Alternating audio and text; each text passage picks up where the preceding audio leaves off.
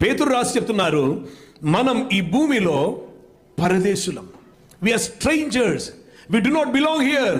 మనం ఇక్కడికి ఉన్నవారు కారు. ఆత్మచేత పరిశుద్ధపరచబడుతున్నది ఎందుకొరకు అంటే యేసుక్రీస్తునికి విధేయులై ఉండుటకును, యేసుక్రీస్తు రక్తము వలన ప్రోక్షింపబడుటకును.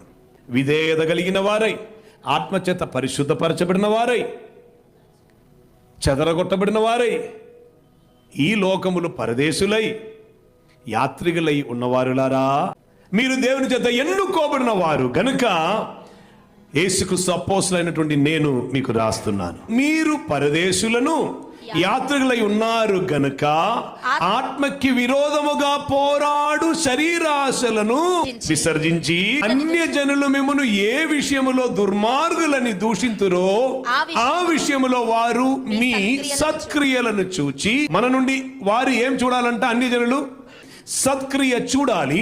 ఆ సత్క్రియ చూడాలంటే సంథింగ్ షుడ్ హ్యాపన్. మీరు పరదేశులను యాత్రికులై ఉన్నారు గనుక ఆత్మకి విరోధముగా పోరాడు శరీరాశలను విసర్జించుడి. దేవుని సంకల్పమును బట్టి, భవిష్యత్ కాల జ్ఞానమును బట్టి పరిశుద్ధ ఆత్మచేత పరిశుద్ధ పరచబడి యేసుక్రీస్తు రక్తము చేత ప్రోక్షింపబడి శుద్ధీకరింపబడి విధేయులై ఉండుటకు పిలువబడిన వారు. సో మన పిలుపులోనే ఉంది ఒబీడియన్స్, విధేయత.